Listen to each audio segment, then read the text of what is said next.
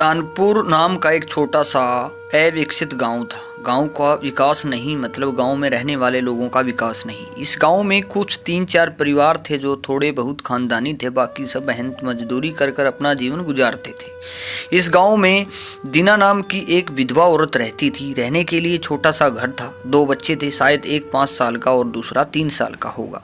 दीना का पति बहुत मेहनती था। वो दीना को किसी चीज़ की कमी महसूस नहीं होने देता था या किसी भी हालत में साथ नहीं छोड़ता था।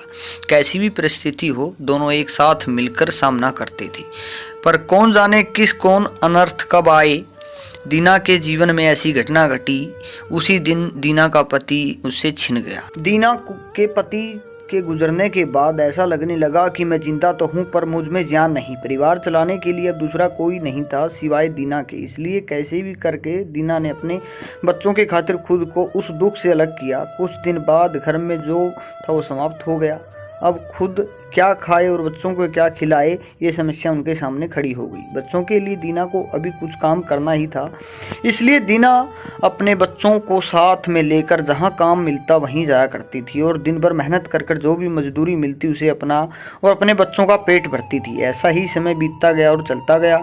लेकिन एक दिन दीना को शरीर में थोड़ी कमजोरी महसूस होने लगी। फिर भी वह काम पर गई। ऐसे में 2-3 दिन दीना काम पर जाती रही, लेकिन उसका शरीर की कमजोरी ठीक नहीं हो रही थी, बल्कि और बढ़ती जा रही थी। ऐसे में काम पर जाना दीना के लिए कठिन हो गया।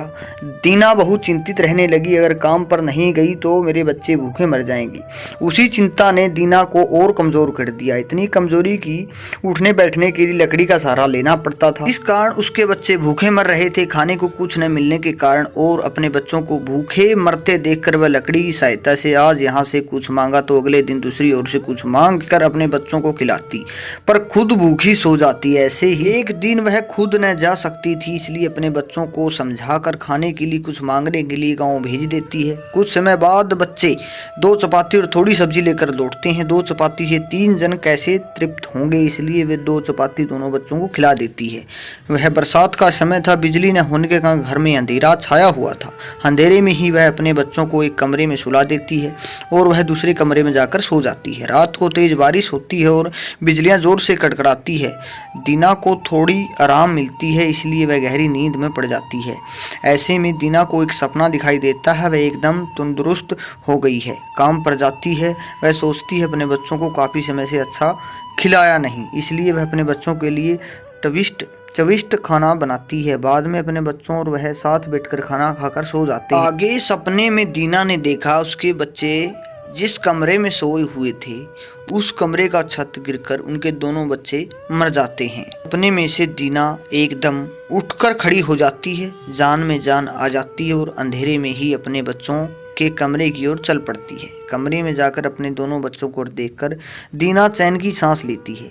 उसी समय दीना को शरीर में ज़्यादा कमजोरी महसूस होती है, जिससे वह नीचे गिर जाती है और फिर वहां से उठ ही नहीं पाती। चैन की सांस दीना की सांस ले लेती है।